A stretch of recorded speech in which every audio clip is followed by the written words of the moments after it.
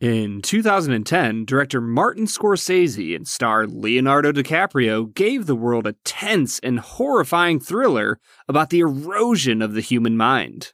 In 2020, we try a rye from one of the premier brands in whiskey. The film is Shutter Island. The whiskey is Willett Family Estate bottled 4-year rye. And we'll review them both. This is the Film and Whiskey Podcast.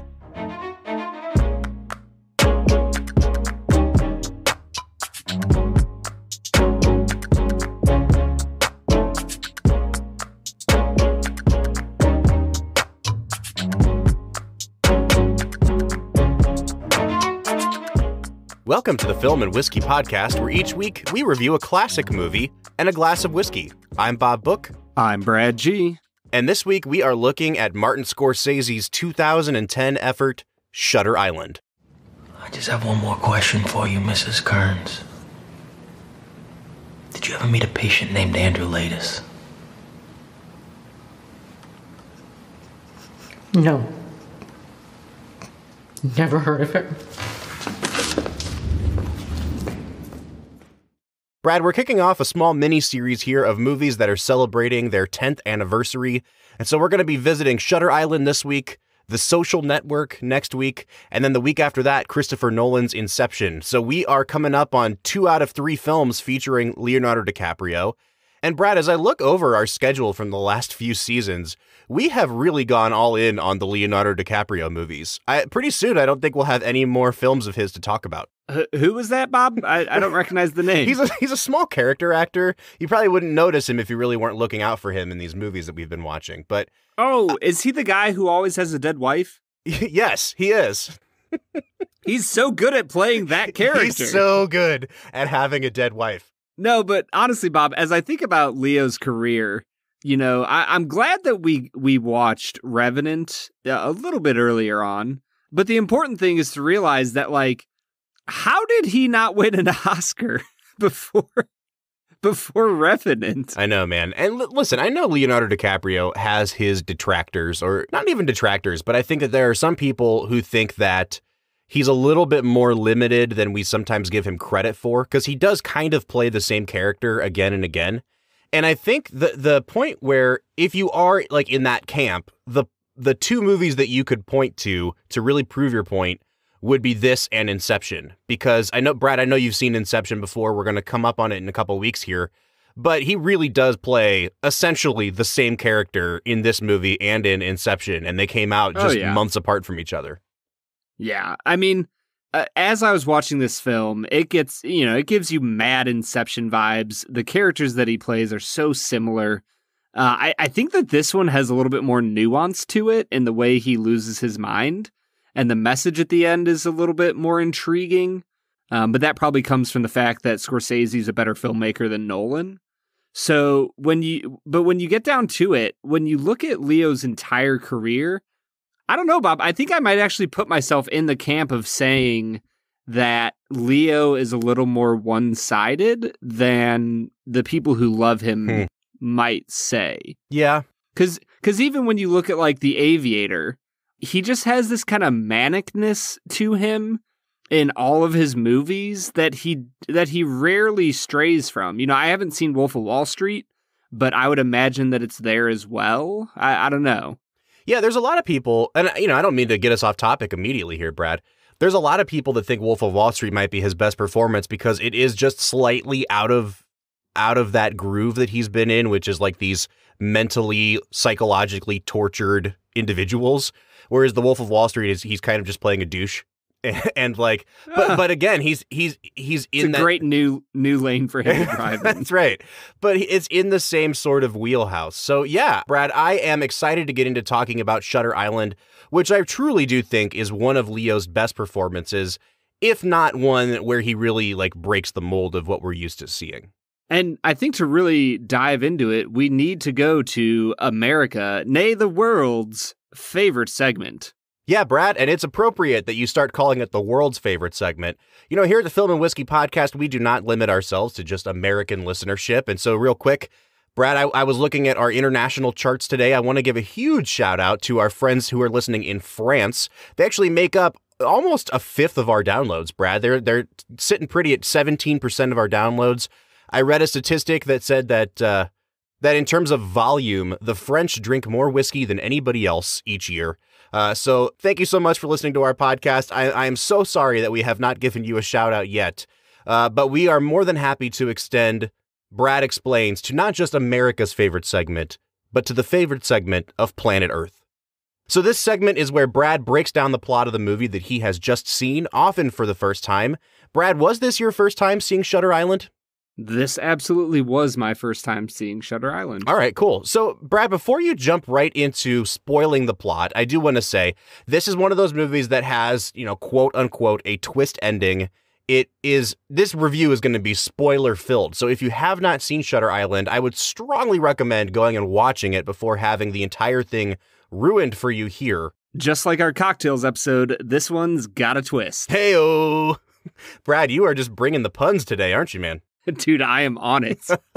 So, Brad, before you dive right into spoiling the movie, though, tell us a little bit about your background with it. How familiar with the movie were you prior to sitting down and actually watching it? Honestly, Bob, coming into the movie, I had seen the previews, but other than that, I hadn't heard anybody really talk about it other than to say that they really liked it. I knew that Leo was going to come to the island as like a police officer of some sort, and that they were going to try to convince him that he was crazy. And so I kind of knew that going in, but I feel like I didn't get that from anybody. I feel like I just remember getting that from the previews back in 2009, 2010. Is that fair? Yeah, I think that's totally fair, Brad. It seems like that's the kind of thing they give away in the trailer. So you knew enough about it to kind of get some of the themes out of it, and I guess to kind of perk your ears up that there might be some sort of a mystery to unravel here. And Brad, we are going to rely on you to unravel that mystery for us. So without further ado, can you walk our listeners through the plot of the movie Shutter Island? The film Shutter Island opens with Leonardo DiCaprio playing a U.S. Marshal named Teddy Daniels. Ted is on his way to this island. He is feeling a little seasick. He's got a headache. And he meets his new partner, a guy named Chuck. They're going to investigate the disappearance of this woman on the island who had been committed for killing her 3 children. The island is a penitentiary of sorts. It is a mental hospital for the criminally, psychologically damaged that are just trying to live out the rest of their days. And these psychologists are trying to help them out. And so Teddy gets onto the island and he begins investigating the disappearance of this woman. He's denied requests for certain things like patient files and things like that. And the doctor that was taking care of her went on vacation the morning of. You get the sense that there's a lot of issues here on the island. There's a dark, ominous soundtrack being played throughout the entire film that's really, really beautiful. And you slowly see that Teddy is being fed different sorts of drugs in his cigarettes, in his food, in the coffee, and that they're trying to force him to stay on the island. Eventually, he travels to Ward C, which is pretty much a prison cell where they keep the most dangerous of the patients. And he is told that this is a huge game that was done just for Teddy to get to him, to take him in, because he's been investigating this island for some time. Eventually, his partner seemingly dies, but he can't find the body. He is told by this doctor who was turned into a patient who then escaped that they have been using the lighthouse to do lobotomies and to turn them into these ghost patients that can go out and do terrible things, that they're trying to learn how to do mind control, just like the Nazis were doing. Teddy, throughout his time on the island, has these nightmares where he flashes back to his time liberating the Dachau concentration camp. And you see that he has lots of trauma in his life. And throughout the film, you explore this trauma where he interacts with different psychiatrists. But by the end of the film, he has all sorts of hallucinations. He tries to go back to save his partner, Chuck. He goes to the lighthouse and he finds out that the entire thing has been set up for him, that he's been living on this island for 24 months, and that he has assaulted so many orderlies and other patients that they were going to give him a lobotomy. and that the doctor convinced the board of directors to hold off to let him play out his fantasy as deep as he could go so that he would realize that they were just that, fantasies. That what actually happened was that his wife was a paranoid schizophrenic who had delusions, and that she had actually killed their 3 children by drowning them in the lake, and that in his grief over the loss of his children and the loss of the mind of his wife, he shot and killed his wife to set her free. He then had a break from reality where he could no longer consider himself that man, and so he created a new identity for himself of this U.S. Marshal that was investigating the island, and that here he is now finally having a moment of sanity. During that moment of clarity, a la Awakenings, he is told that he has had a moment of clarity like this before, but that he regressed very quickly. We then move to the final scene where he is sitting with his psychiatrist, Dr. Sheehan, who had been pretending to be his partner named Chuck. And Teddy once again says that he believes in the fantasy. He calls Dr. Sheehan Chuck. Chuck shakes his head to the main doctor, and they take him away to get a lobotomy. And that's about that.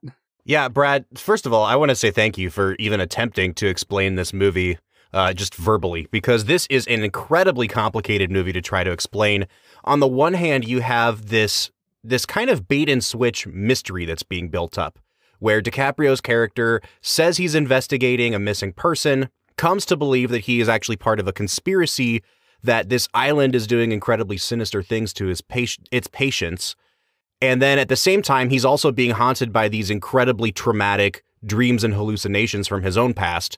And then you have the big twist at the end to reveal that literally everything up to that point has been constructed as a lie that DiCaprio's character, has concocted for himself in his mind to push down the trauma and to refuse to accept the truth that he killed his wife, that his wife killed their children, that he feels partially responsible for the deaths of all 4 of his family members. And that, it's really about the lengths that the human mind will go, to not accept responsibility for things like that. It's a really sad movie. It's a really complex narrative to try to get around. And so first of all, Brad, I just want to say nicely done. I know you probably feel like you were all over the place, but that's kind of where this movie goes. And if you're not watching the movie, it's hard to follow, in terms of saying all of it out loud. Yeah, as I got into it, I'm just like, man, I don't know. Just watch the movie yourself. There's way too much that goes on in this film. Just to recap it, I do want to kind of hit on the one thing you said about the brain. I feel like this movie is an exploration of the psychological aspect of how, like, when the body goes through extreme amounts of pain, your brain will sometimes realize that pain is no longer helpful, and it just shuts off your pain sensors. Like, have you ever heard the story about a guy who had been run over by a train and literally cut in half, and he just didn't feel it anymore after that brief instant of just crazy huge pain. Yeah. Like his brain just shuts it off, and I think that's what you're seeing in this movie. That his real name, Andrew Laeddis, has just shut off the part of himself that feels that pain. And it would much rather believe in a conspiracy than it would in reality. Well, and Brad, that's, if there's one thing I could add to your synopsis, it's that very closing scene where, as the audience, you've been presented with, what may or may not be the truth, right? I mean, I think Scorsese still does a really good job of leaving it just slightly ambiguous enough that if you want to believe Teddy's conspiracy theory, you can. However, I mean, I honestly think that what was being presented to him at the end was the truth, that he was, he had gone insane as a result of what happened in his traumatic life. But the closing lines of the movie, where he's sitting on those steps talking to Mark Ruffalo's character, and he says, this place makes me wonder. Yeah, what's that, boss? Which would be worse? To live as a monster? Or to die as a good man?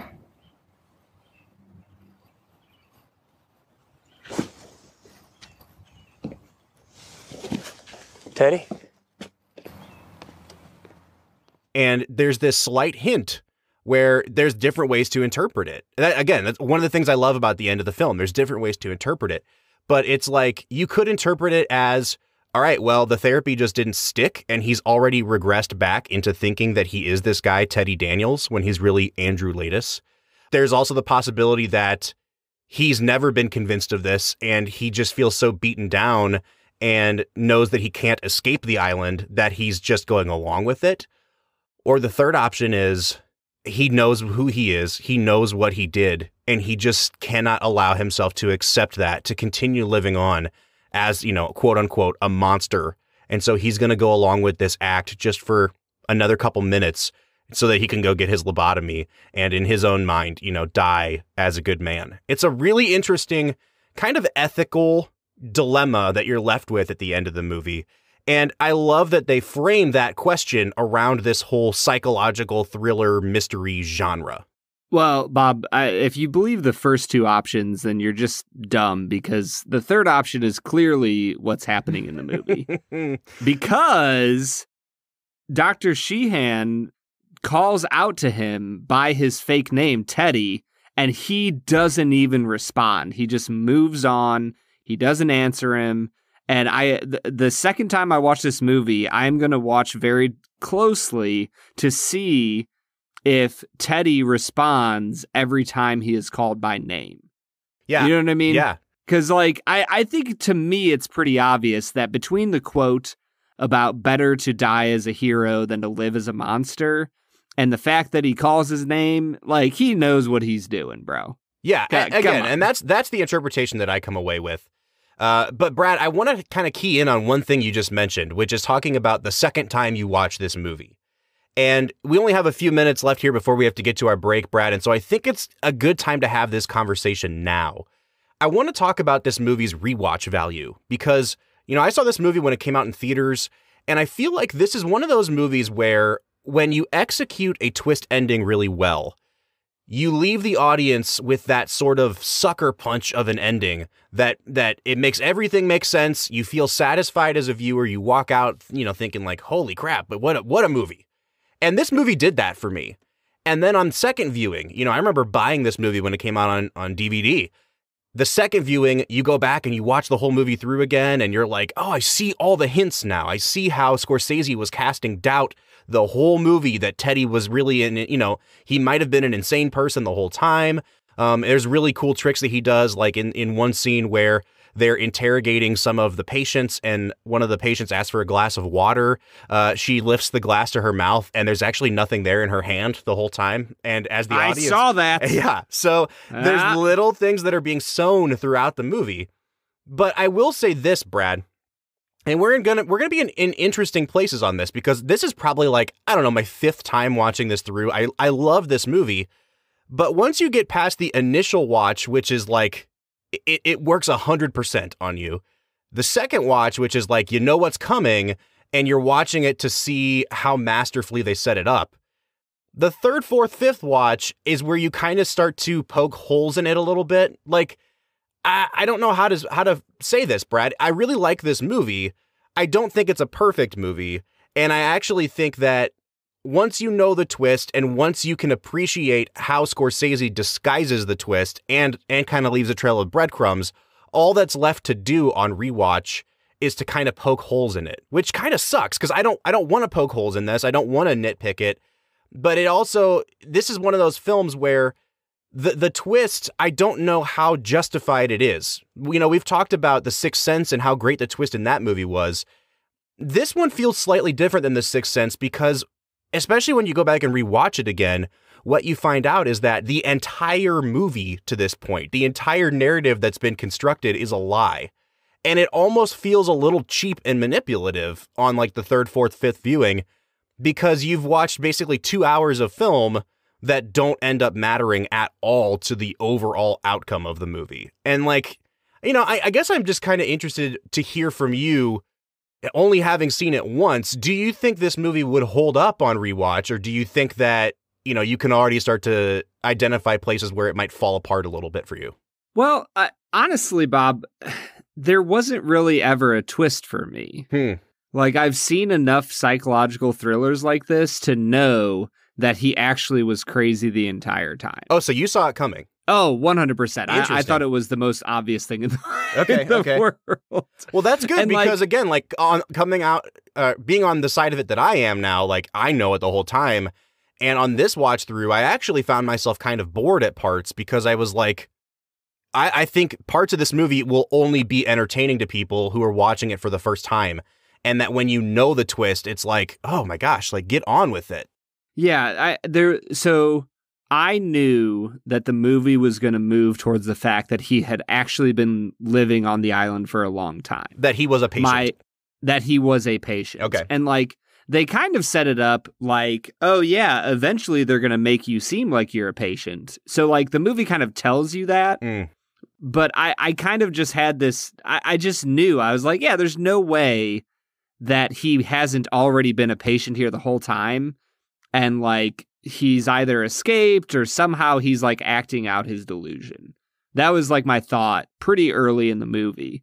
But with that, I realized that this entire movie is like zooming in on A Beautiful Mind, like just on the hallucinatory part of that movie. Does that make sense? Mm-hmm. Like when you look at A Beautiful Mind, the movie is about the story of a man's life, the entirety of John Nash's life. But a portion of his life is fake and like untrue. Shutter Island is essentially about that untrue part if you took that and turned it into the entire movie. Everything about this place stinks of government ops. What if they wanted you here? Bullshit. You were asking questions. Bullshit. Bullshit. We came in for Rachel Solano. Where's one shred of evidence she even existed? There's no way they could have known I'd be assigned to this case. There's no way. Well, you were looking into them, they were looking into you. All they had to do was fake an escape to get you here, and now they have you. Now they have us both. Here, now. Does that make sense? Yeah, and so that's why I'm kind of in this weird spot with the movie, because I enjoy the hell out of this movie. And like, I really, really like it. And I think for what it does and what it's trying to do, it works. Because like, at its most basic level, this is Scorsese basically making what we would call a B movie. You know, this is like the sort of cheap exploitative horror movies of his youth that he came up with, that he's like recreating in a more artful way. You know what I mean? Like this movie was never intended to be his Academy Award winning film. It's kind of a fun diversion for him. And I do think that, you know, the source material, this is based on a book by Dennis Lehane, like it throws in some nice little wrinkles about ethics and things like that. But yeah, Brad, at its core, it kind of is a cheap, exploitative, pulpy kind of story. And you also mentioned another movie that is kind of, you know, tangentially related to this, which is Awakenings, which we watched at the end of last season. This movie has a really interesting premise, which would be like, what if you told the story of Awakenings from inside the mind of Robert De Niro's character when he has his brief window of awakening? And the only understanding of the world and the only sense of reality that you as a viewer experience is through the eyes of this person who is just coming back to life. That's essentially what's happening here. Like, you have a mentally unstable person who is concocting this crazy story and narrative around him. And the question becomes for you, the viewer, like, how far are you willing to go with him in believing that kind of conspiracy to be true? It's a fun movie. It's a fun exercise, you know, in kind of bait and switch storytelling. But again, like, you know, you were talking about A Beautiful Mind. This is not that. This is not interested in sort of like the larger worldview. It's putting you in the shoes of an unreliable narrator. Right. And I think one of the interesting things for me is that the reason I love A Beautiful Mind isn't because of his breaks from reality. It's because he has an interesting life story that I care about. And so the reason I go back and watch that movie again is because I care about the character of John Nash. Whereas with Shutter Island, I don't know if I would come back to the movie because in the end, you don't really get Leo's story, you know, his character's story until the very end of the film. And at that point, it's such a dark, terrifying, and disturbing story that I don't know if I really want to care about that character again. And so I don't have a character that I really care about in this movie the way I do with other movies about mental breaks from reality. And so Shutter Island then is interesting because of the suspense, the terror, the whodunit of it all. Yeah, I think that's a really good point, Brad. You have to distinguish in terms of like categories. And I feel like when we talk about it like this, we run the risk of sounding kind of snooty or snobbish because we're like, well, this isn't a film, it's a movie. You know what I mean? It's like, it's a movie. It's there for the entertainment value. And I don't mean it like that. I think you really can still enjoy this movie a lot, which I think we both did. Yeah. But well, Bob, I'm not going to lie. I'm prepping to have a baby here in a little bit. Mm-hmm. And so I started this movie and I was building a nightstand that's going to go next to the crib. And so I'm sitting on the floor, I'm watching the movie, I'm, putting in screws and stuff. And I get about halfway into the movie and Haley had woken up from sleeping for work tonight. And she called my name about 4 or 5 times and came out. And I was just sitting in the middle of all of this, like prefabbed wooden pieces, just like staring at the television with a unmoving screwdriver in my hand. And I was not answering her because I was so engrossed in this film. I was just utterly taken by it. I had stopped like a quarter of the way through trying to build this stupid thing. And I was just totally taken by this movie. Yeah. And I think we could go on and on talking about the filmmaking quality here, because this is where, a filmmaker like Scorsese can take this material, which is at best, like, I guess we would call it like a pulpy kind of story, and really elevate it to truly being an artistic achievement. Well, I think it's a little bit unfair to call it pulpy because like Pulp Fiction, and not the movie Pulp Fiction, but like actual Pulp Fiction, I think about like kind of dirty, gross, like guilty pleasure type of things. Mm-hmm. And I guess when I look at this, I do think that you can see the work of a master in the making of this movie. For sure. And but just because the characters themselves aren't like the most likable or rewatchable doesn't mean that it's I don't know. I guess I'm just grading a little bit against the term pulpy. I like this movie.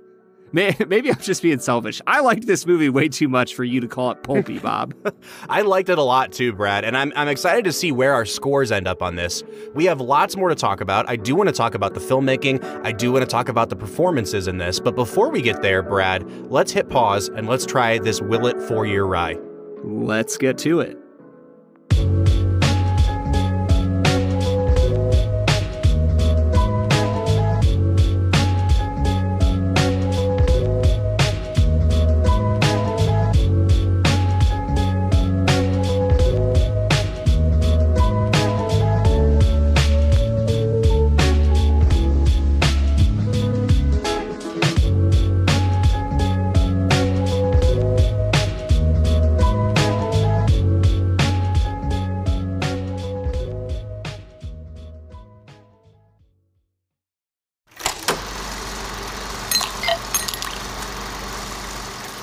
All right, so today we are checking out Willett Family Estate Bottled 4-Year Rye. Now, that is a mouthful to say. The Willett Company is very widely known for their whiskey, and it's kind of a premier brand. Some of you might know Willett from the Willett Pot Still Bourbon, which is a bottle that's literally shaped like a pot still. It's really, really hard to get. A lot of their whiskey is really hard to get. Willett made a name for themselves as a company by sourcing whiskey and doing a really good job at it. And now they have started releasing some of their own products. I am like being incredibly reductionistic about the history of the Willett Company. Those of you who listen to this podcast and are huge whiskey people, you likely know the story of the Willett Company. But for the purposes of keeping this brief, they are releasing their own product now. It is also really hard to come by. It can also be really expensive. One of those products is the Willett Family Estate Bottled Rye. This is a 4-year rye, and it clocks in at 55% alcohol by volume or 110 proof. So, Brad, I don't know how much you knew about the Willett Company coming into today. I don't want to color your perception of anything, except to say that we have been kind of on a streak here of highly allocated, hard to find whiskeys, and that the Willett Company falls right in with that. This is a hard to find rye, even at being only 4 years old and 110 proof. We're in the same kind of air that we have been in with some of the Buffalo Trace products we've been trying for the last few weeks. Which I still will say, what the heck, man? It's ridiculous. However, I get to this Willett, and man, it's got some nice stuff going on here, Bob. I think it's a really interesting whiskey. I am growing in my appreciation for ryes. I think that, man, ryes just have so much variability and options, and I'm really excited about this, Bob. Well, good, Brad. And again, I don't want to waste all of our time in this review segment talking about, the prices that it's set at or the allocation. Again, I've never seen a bottle of this on the shelf in Ohio. I would imagine that it's either, just super highly allocated or a lottery pick. I know that the price elsewhere has gone up pretty astronomically over the last few years. But I want to focus on what's in the glass here, Brad. And when I take a nosing of this, I think it's very bright. There are ryes that we sample, Brad, that really lean into the sort of darker, grainier elements that just smell like rye bread. There's some that we have that really lean into the minty aspect or the more dill side. This one has a lot of really nice, bright oak notes on it. You get a lot of the rye. You can tell from the nose, this is a rye whiskey. But I don't think that it has like an offensively grainy nose to it. I also don't think it leans too far into either the mint or the sort of sour dill pickle kind of thing we get sometimes. It's just a really nice, wood-forward, light-smelling, bright rye whiskey. I'm pretty close to you there, Bob. For me, I'm getting some fruity notes on there, almost like a green apple, even a little bit of the darker stuff, like a plum note. I think that there's some really interesting, fresh notes going on here that I'm going to give it a 7.5 out of 10. I think it's missing a little bit of mustard to it, and not like the actual flavor, but I feel like it has some potency that could come through on 110 proof that I'm not getting here. But overall, this is an impressive nose. Yeah, I'm impressed by the fact that it's not super alcohol forward. This is about 75% rye. I think technically it's 74.5% rye in the mash bill. So you do get a lot of that really great rye scent to it. But again, they've kept it very light and pleasant on the nose. I like that a lot. I'm going to give it a 7.5 on the nose. And Brad, let's give it a sip. Ooh, that's a little more spicy than I expected. Wow, that is fun, Bob. Oh, Brad, I like this a lot. Ooh, and then there's a second wave of alcohol burn and heat that comes after you swallow. You get the initial kind of hug, and then it shot back up my mouth again with a little extra electric charge. Oh, I like this a lot, Brad. I think it's not very thick, it's not super viscous. It's very, very sweet on the front end, like a vague kind of honey sweetness to me. You get the rye spice in the mid and the back of the palate. When you go to swallow, it's pretty well matured rye grain and oak. And then you get a really nice Kentucky hug, and the alcohol makes itself known, on the very end of the taste going into the finish. I think this is just a really solid kind of box ticker. Everything that you'd want in a really well done rye is present here. I don't think anything stands out like a 10 out of 10, but it's just solid all the way through. Yeah, I think it's well deserving of an 8 out of 10 on the palate. You're getting some of those floral notes mixed with a bit of a surprise of those spicy rye, cinnamony notes that really just linger for a while. I am impressed with this whiskey. It's got a bit of dustiness to it as well. There's that distinct, not funky note, but when you and I drink old, dusty bottles, Brad, and you get that sort of the smell of old books and leather, and there's a distinct sort of old whiskey taste. This has a little bit of that at only 4 years. So I really, really enjoy that. It tastes like the kind of whiskey that you've pulled down off the shelf and said, hey, this was actually bottled, 40 years ago. For Ron Burgundy. Exactly. It tastes like an old wooden ship.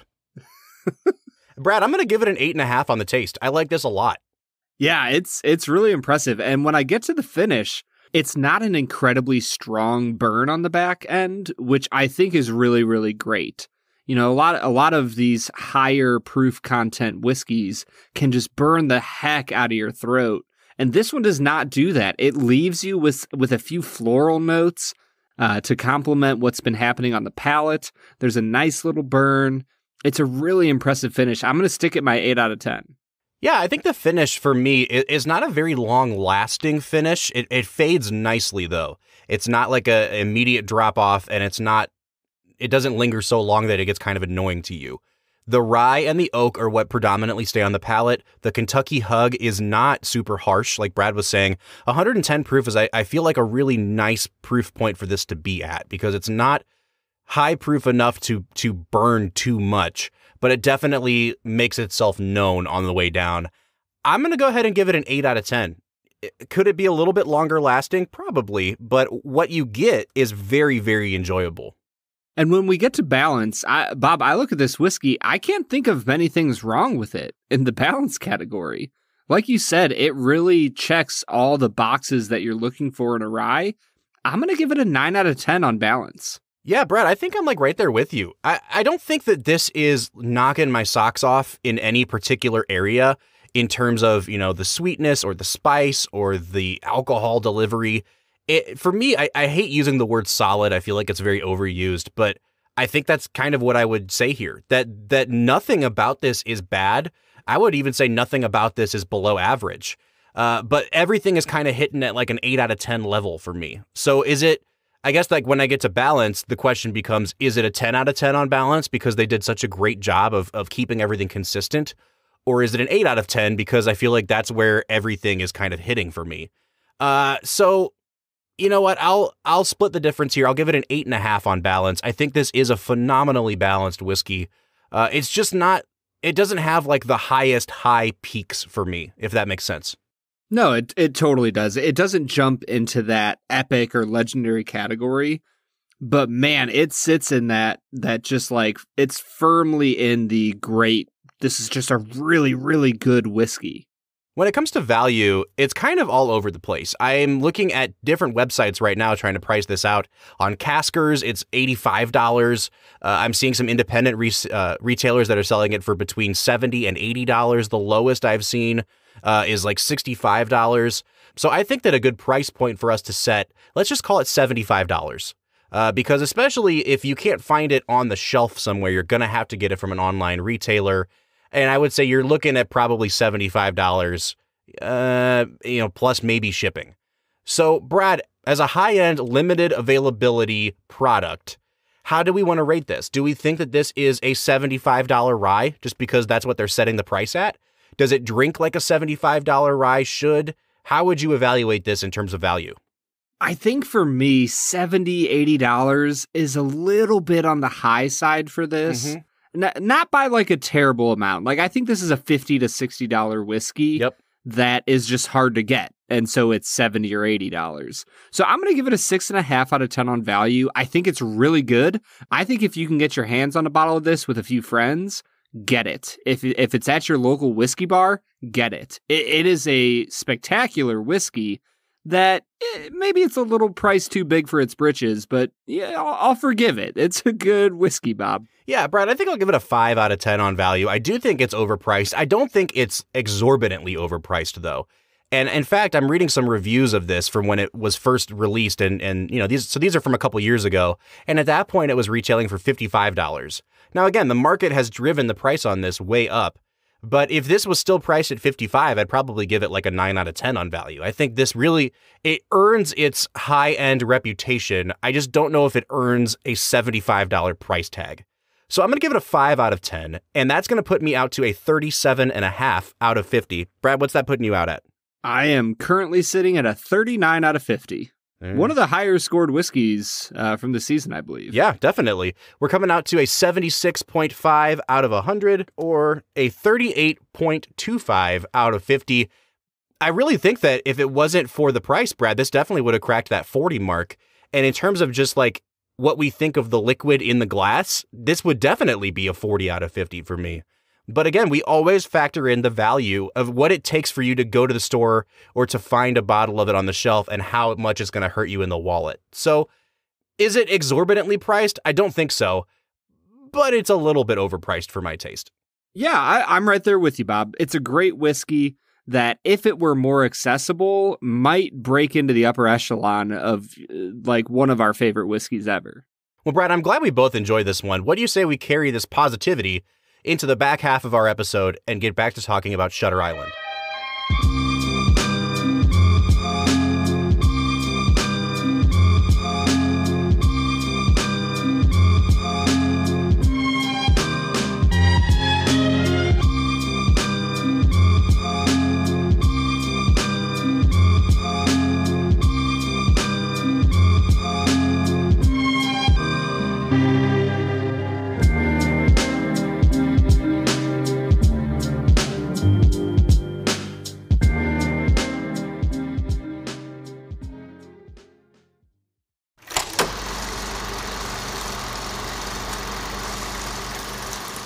All right, so that was Willett Family Estate 4-Year Rye, a whiskey that we both really, really enjoyed. And we're getting back into talking about a movie that we both enjoyed watching, Shutter Island. Now, Brad, we have spent so much time talking about, the twist of this movie that we really haven't gotten into the filmmaking itself. And I really do think that this is one of Scorsese's best movies of this new millennium. It came out in a really interesting period for him, which is that like post-Departed, pre-Irishman phase that he's been in the last 10-ish years. And, it came out right before Hugo in 2012. I don't know if you ever saw Hugo. I liked Hugo a lot, but this movie and Hugo were both kind of departures for him in terms of the stories that he likes to tell, generally speaking. And I think that this material was definitely more suited to his sensibilities.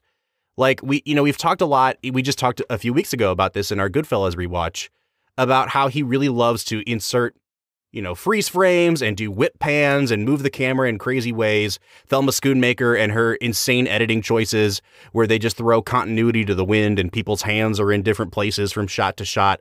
I feel like that editing style that Scorsese has become known for really suits this material well because it increases, as a viewer, like your disorientation. It really throws you off. And I feel like it makes you question the reality of what's going on even that much more, than if it had been edited in a more conventional way. Yeah, from the very beginning of the movie, you're kind of tossed about on the waves, just like Teddy is as he's, getting sick on his journey towards Shutter Island. And so whether it's the music and the way that the music kind of precipitates these terrifying revelations, or this, being drawn into the depths of insanity, or the way that the camera work is done, that you get these crazy shots of the inside of Ward C where you see all of these metal steps and grates and you're never quite sure where you're at in the ward. I think it's representative of the whole movie that the entire purpose of the movie is to make you unsure of where you are as a viewer of this movie. Do you believe Teddy throughout the movie? Do you not believe him?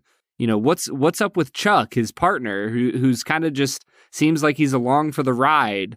There's so many things about this film that are meant to disorient you. And I think in the hands of a lesser filmmaker, you just kind of have a C-grade crappy film. But when you have Scorsese making a movie like this, it really does become something more than the sum of its parts. Yeah, totally agree, Brad. And I feel badly because we've gone so far down the rabbit hole with this that we really have neglected to talk about what we thought about the direction, what we thought about the performances. We do need to wind down here soon, so I guess let's hit the lightning round here with the performances, Brad. In terms of DiCaprio, let's just get him out of the way quickly here. Where does this kind of rank for you in terms of DiCaprio performances? What do you think of this performance? Is it good? Is it bad? Is it just kind of solid and nothing more? How would you rate him here? Better than Inception, but worse than Revenant. Oh, interesting. Okay. Yeah, I feel like this is like mid to higher tier DiCaprio. Like if you broke his movies down into thirds, this is like upper third. But it's also not one of those movies that really allows him to shine too much because it's so plot heavy. Kind of like Inception in that way. I do think that the scene where they finally reveal his past, which is just, I mean, truly disturbing and heartbreaking. Bro, heartbreaking. I was gonna say, we haven't gotten into this. That was like just horrible. Yeah. Well, like, I think what I liked about it though was that, you know, the movie had some gothic horror elements to it, but when they finally revealed what truly happened in reality, Scorsese doesn't play up the horror elements of it. It's a really, truly heartbreaking thing to watch. And I think that underpinning this movie with the weight of emotional trauma really helped it out a lot. Because I think that in a lesser filmmaker's hands, this ending really could have been cheap and felt exploitative. You know, anything involving dead kids is like a huge red flag for me. I really struggle with stuff like with viewing stuff like that. But I really did think that the way that they executed it was incredibly well done. And you can truly see DiCaprio's grief coming through in that scene. I really do think he knocks it out of the park in what is honestly the most crucial scene of the whole movie. So I really do think he's great. Yeah. I really like his performance a lot. But in the end, what do you think about some of the other characters? What do you think about like Ben Kingsley, Mark Ruffalo? Well, where are you at with the supporting cast? Well, first of all, Ben Kingsley's just a great actor. I think that the brilliance of casting him is that he's played enough good guys and he's played enough bad guys that you're always on edge about, is he lying or is he telling the truth? And once the suspicion is sown about Mark Ruffalo as well, Mark Ruffalo does a fantastic job of also playing it both ways. Like once he first starts to suspect that his partner is in on it, and then when they're split up in Ward C, and then they come back together when they escape, and he's trying to give him that patient intake form, and you can start to see that DiCaprio's suspicious, Ruffalo starts playing it both ways too, where every action he takes after that, you as an audience member are like, I don't know what to think of you. And I think both of those guys really, really play that up well. I don't think Ruffalo has a ton to do in this movie, but Kingsley and him both do exactly what they need to do to make the twist of the movie work, I think. Can you give me some other movies that Kingsley is in? Because I kind of recognize him, but I really don't know what from. So Ben Kingsley is a really famous actor. He won an Academy Award in 1982 for the movie Gandhi, where he played Gandhi. He's been nominated for a bunch of Oscars. You might know him as Stern from Schindler's List. That was one of his more famous roles. He's one of those guys that kind of crops up every couple years. You'll see him in a movie and you'll be like, oh, there he is. There's Ben Kingsley. But I think his most famous two roles probably would be those two that I just mentioned, Gandhi and Schindler's List. He also showed up just a couple years after this in Hugo. I'm sure that you've seen a movie with him in it, Brad, but those would be his most famous roles. Okay, yeah, I've seen Schindler's List. It's been a little while. But other than that, I don't think I've seen any movies with him in it. So I liked him in this. He was really good. And Brad, I mean, when you look at this cast list, it really does go down quite a long way in terms of recognizable actors. And maybe some of them for you are more of a that guy than a name that you recognize. You know, Patricia Clarkson playing Rachel Solando in The Cave. Like, she's a really recognizable actress. You've got Ted Levine, the guy who played the serial killer in Silence of the Lambs, who plays the warden in this movie. It goes down quite a ways. I really think that overall, the performances in this movie are really, really great, even from somebody like Max von Sydow, who is a horror movie icon, who, Brad, you were telling me off air, you were convinced that was actually Christopher Plummer, right? Oh, I was 100% like proud of myself. I was like, oh yeah, it's Christopher Plummer. Got it. Nailed it. Whoops. Moving on. Whoopsies. But yeah, I think everybody's really, really, I mean, they're not phoning it in. The casting is very self-aware. I feel like having a lot of these horror movie people show up in this movie, you know, it's almost like a nod to the audience that we're going to try to throw you off your game a little bit here. But the performances all work really, really well. I think my only, I don't even know if I'd call it a criticism, is just that this is not a movie that's designed to be about performances. It's a movie that's designed to be about plot, and a movie that's designed to be about a twist ending. And so even though I think everyone does a really good job, this was never going to be the kind of movie that you would like nominate somebody for an Academy Award for. Does that make sense? Well, it kind of does. I guess for me, Bob, I had the exact opposite experience. I was so deeply expecting a twist that I wasn't drawn in by that element of the movie. Mm-hmm. And so I was just left with what's going on with the camera work and the sound and, how are the characters interacting with one another and what's the lighting like in this scene? And for me, those things were all done so daggone well that I really loved this movie. And then the twist on top of it was engaging and interesting and fun. And I probably shouldn't use the word fun because it was terrifying and depressing. But like the twist was really well done. So I was like, oh, like I was expecting the twist.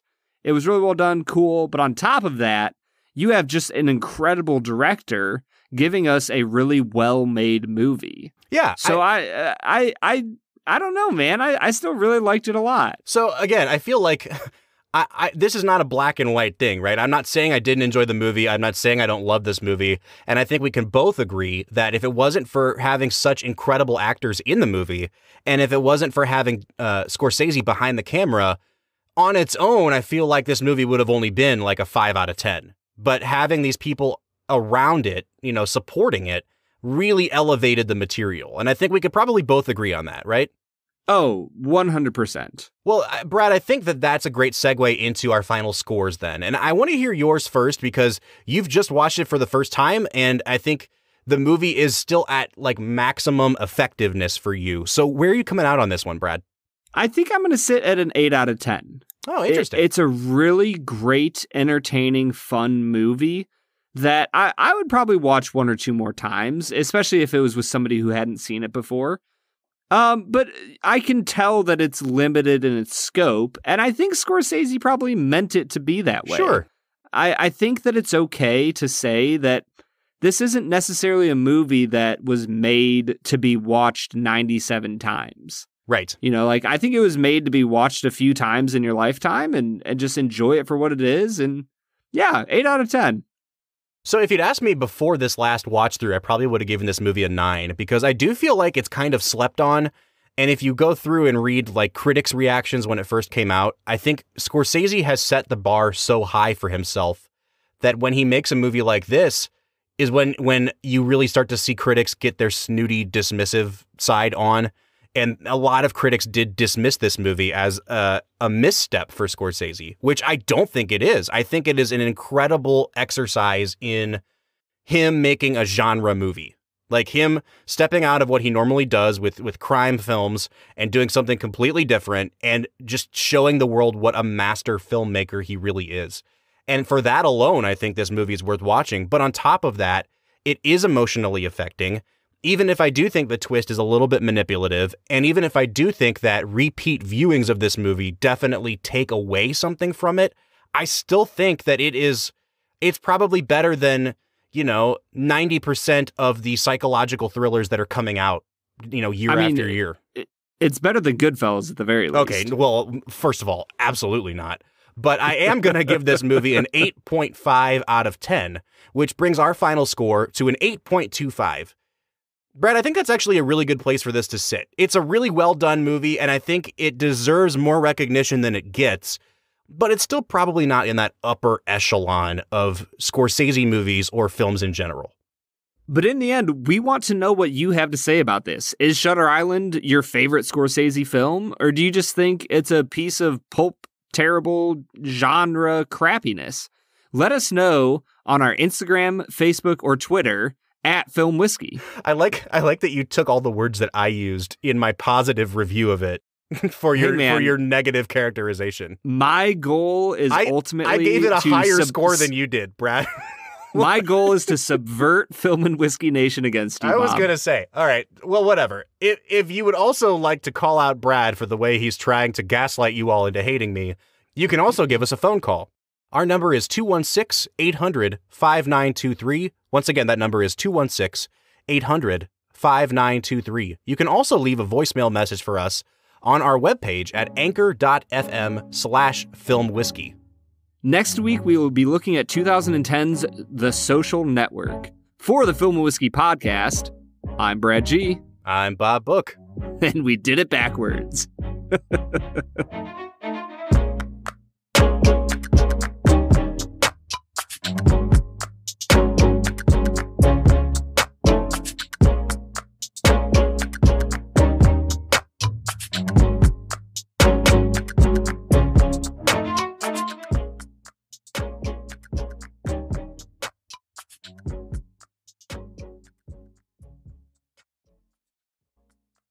What's the Hulk's name again? It's Chuck. The Hulk. The second, right, the second Hulk. Right. the third Hulk? Eric Bana, and then Edward Norton. I guess really then, the fourth Hulk, if you want to include that's true. Lou Ferrigno. Lou Ferrigno. I want the Shutter Island with Lou Ferrigno as his partner. I want Lou Ferrigno to be the psychiatrist. I want him to be Rachel Solando. just in a cave with a dress on. Hey, how'd you get in here?